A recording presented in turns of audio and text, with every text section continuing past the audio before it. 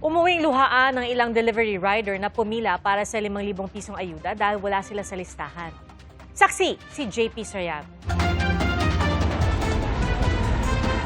Hindi na ipasa yung mga record.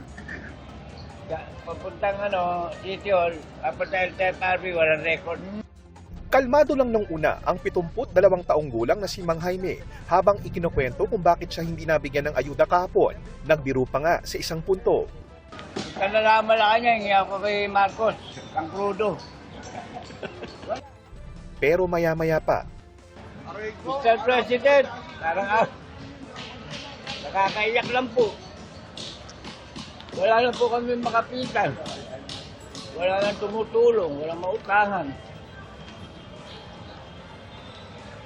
Alam, maakso na ng gobyerno yung problema namin ngayon, makakuha man lang. Ayuda. Awa nyo na po. Wala na po talaga kami. Paano makakuha kami na kahit pag-crudo man lang? Paano makapaghanap po? Hindi naman importante ayuda, yung pag-crudo lang. ang gusto niya, maituloy ang pamamasada ng jeepney na 37 taon na niyang ginagawa para itaguyod ang pamilya. Napanood yan ni Pangulong Bongbong Marcos, kaya inutusan ang Department of Social Welfare and Development. Kaya kanina personal siyang binisita at pinaliwanagan ni Social Welfare Secretary Rex Gatchalian. Naipaabot na rin ang tulong at nabanggit din ni Lolo Jaime ang iba pang tsuper na wala sa listahan. Yung kay Lolo Jaime, yung kanyang entitlement na 5,000, pero GP, si Lolo Jaime, isa lang sa marami na nangangailangan ng tulong. Ang instruction ng Pangulo, oo, tulungan na, hanapin namin si Lolo Jaime, pero lahat tulungan. Walang tsuper na qualified ang maiiwan. Hanggang kanina, halos walang nabago sa sistema ng paayuda naman sa mga delivery rider bilang alalay para maituloy ang hanap buhay kahit sobrang mahal ng petrolyo. Pasado alas 10 ng umaga, ganito po kahaba ang pila ng mga kababayan nating riders na kukuha po ng payout na 5,000 pesos bilang ayuda sa nangyayari pong krisis sa Middle East at pagtaas ng presyo ng produktong petrolyo. At bagaman may mga naabutan ng tulong tulad ni Mark.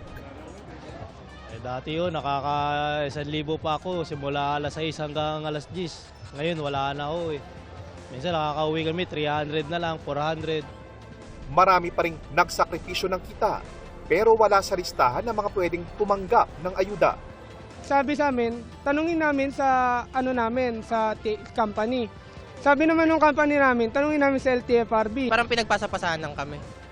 Dahil sayang sa oras na pwedeng ginugol nila sa trabaho, posible kayang malaman nila online kung wala sila sa listahan para dumiretso na sa registration imbes na pumunta agad sa payout center.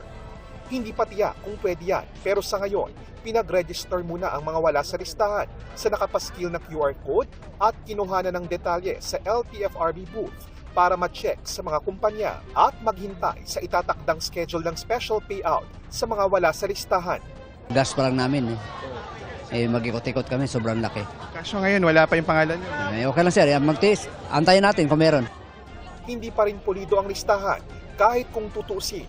May karanasan na ang gobyerno sa pamamahagi ng ayuda noong pandemya. Pandemic pala, rider na ako eh. Wala yung pangalan ko eh. Sabi ko, ba't ganun? Ayon sa DSWD, ang listahan ay galing sa LTFRB na galing sa mga operators.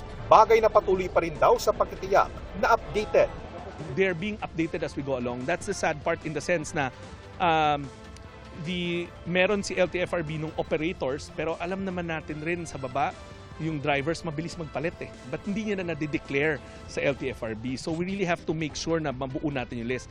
Ayon sa LTFRB, hindi masasama sa listahan kung kulang ang impormasyon ng isang benepisyaryo tulad ng birthday, address at buong pangalan.